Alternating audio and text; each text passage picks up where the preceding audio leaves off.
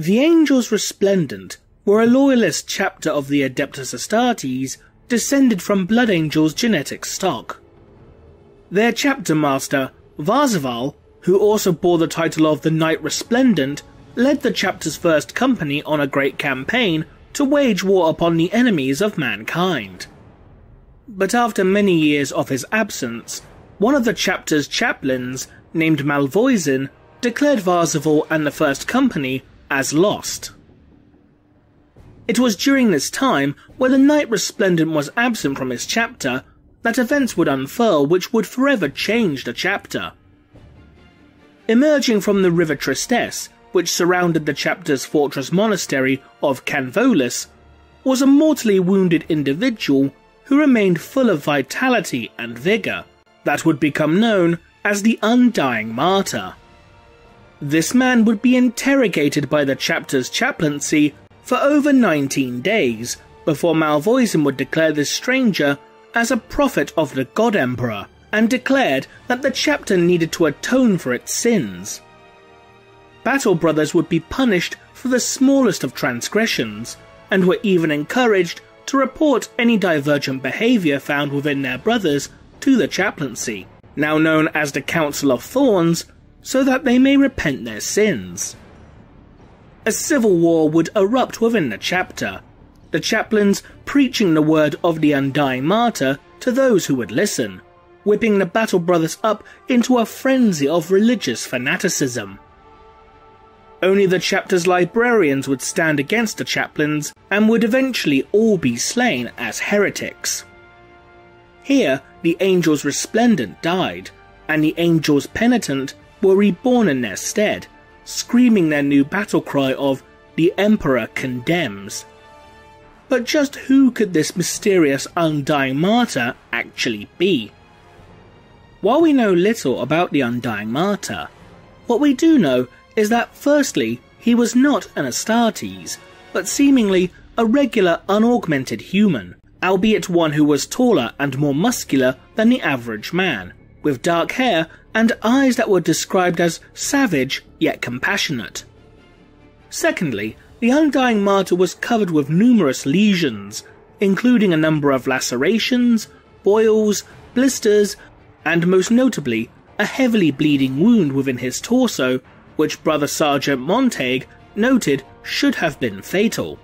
Yet the Undying Martyr seemed completely unfazed by these afflictions.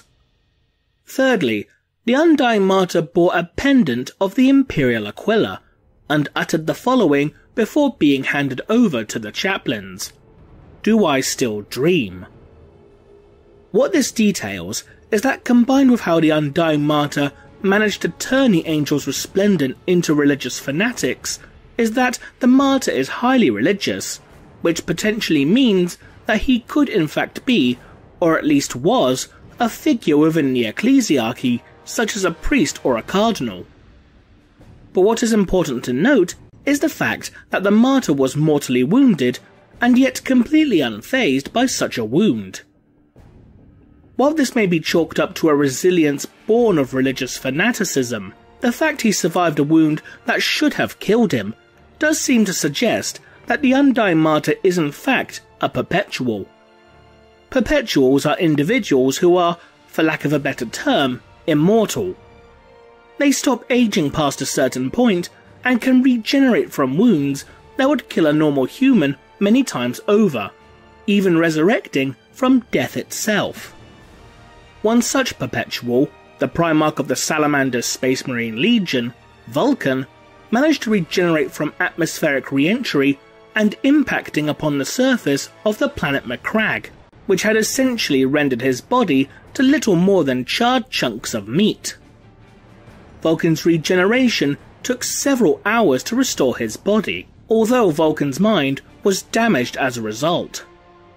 There are at least 8 known perpetuals to have existed: the Emperor of Mankind, the Primarch Vulcan, Anvil Thorn of the Grey Knights, John Grammaticus, Alanius Pius, Damon Prytanis, Olivia Soreka, and Cyrene Valantian. We know that the Undying Martyr was not Vulcan, nor was he Anvil Thorn, as the Martyr was described as human, albeit larger and more muscular than average. We also know he could not have been Cyrene Valencian or Olivius Saraca, as the Martyr was male, not female. The Martyr simply could not have been John Grammaticus, as he sacrificed his perpetual nature in order to cure Vulcan of his madness.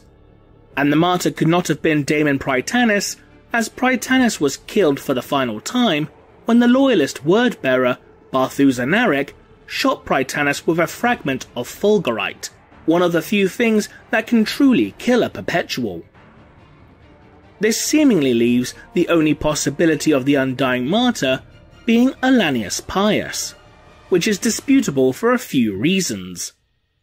The first of which is that Alanius Pius was said to have been permanently killed by making a stand against a chaotically corrupted Horus Lupercal, although there have been conflicting reports as to just who exactly made this last stand, with some claiming that the warrior was of the Legio Custodes, and others claiming that the warrior was an unnamed Astartes. The second problem is that while Alanius Pius did have a pendant much like the Undying Martyr, it was not one of the Imperial Aquila. It was instead a Judeo-Christian cross, as Pius was a follower of the Catheric faith, which was presumably the last surviving element of Christianity when religions were all but purged from ancient terror. Pius was also depicted as having short hair, as opposed to the flowing cascade of hair that the Undying Martyr himself sported, although one cannot dismiss the possibility that it simply grew over time. This would seemingly leave the only following possibility, that the Undying Martyr is in fact the Emperor of Mankind himself. While the Emperor was depicted as being as large as his Primarch sons on multiple occasions and radiating a glowing light, the novel Deliverance Lost actually briefly describes the Emperor's true form when Corvus Corax first laid his eyes upon him. He seemed unremarkable. In fact, he seemed so unremarkable that Corvus could not discern a single distinguishing feature about him. He was of average height, with dark hair and moderately tanned skin. In build he was neither bulky nor slight, but of normal proportion, slightly larger than the malnourished men who now abased themselves before him. He was dressed in a robe of white linen, free of ornamentation except for a necklace of gold on which hung a pendant, fashioned in the shape of an eagle with outspread wings, a lightning bolt in its claws. The man's eyes were as indistinct as the rest of him, neither blue nor green, nor grey, nor brown, but a flecked mixture of it all. Yet there was something in those eyes that reached into Corvus and touched upon his inner self. There was wisdom and kindness there, and antiquity that was very humbling, but also disconcerting. At the same time as Corvus saw this, he also witnessed the arrival of a demigod, wreathed in golden light and dressed in white finery that burned with its own light. He saw a strewn face set with two golden orbs for eyes, piercing in their intensity, searing into the core of his being. The stranger seemed to tower over the kneeling men, borne forwards upon a carpet of undulating flames. It was impossible to reconcile the two images. The supreme, grandiose king of men approached Corvus, but all the while the slight, unimposing man flickered within. Finally, Corvus's mind could fight no longer against the glamour, and he saw the new arrival as his followers did, and was filled by an overwhelming urge to pay obeisance to this stranger. This description seems to partially fit the description of the Undying Martyr, with the compassionate eyes and dark hair, as well as having an Aquila pendant. But even then, still fails to fit the rest of the description, as the Undying Martyr was described as being tall and muscular, whereas the true form of the Emperor is of only average height and build. The idea of the Undying Martyr being the Emperor seems impossible, however, given the obvious fact that the Emperor himself is currently interred into the Golden Throne within the Imperial Palace upon Terra. That being said, there is always the possibility that the Undying Martyr could be a fragment of him in some way, which either took a form of its own, which sported an appearance similar to the Emperor's true form, or it simply imbued an unsuspecting human with a fragment of the Emperor's own godlike power, or even a portion of his soul to become the prophet of the Emperor. This is not entirely unprecedented, as fragments of a fractured soul can indeed be implanted within a new host body to grant them new power or even a new identity.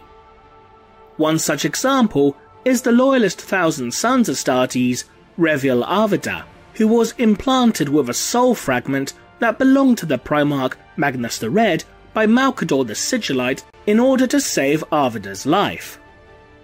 Arvida then became reborn as a new being entirely, known as Janus, who is strongly implied to be Janus, the first Grand Master of the Grey Knights. The Emperor himself did have avatars that formed after the Emperor entered a state of undeath. One such example is Imperius, which is also known as the Solar Priest, which was the avatar of the Astronomicon. But even then, it seems unlikely that the Emperor, who was vehemently against the idea of being worshipped as a god, would preach the idea of worship to an Astartes chapter. Despite this, one cannot dismiss the possibility that the host of the Emperor's shard might retain a portion of their own identity or beliefs.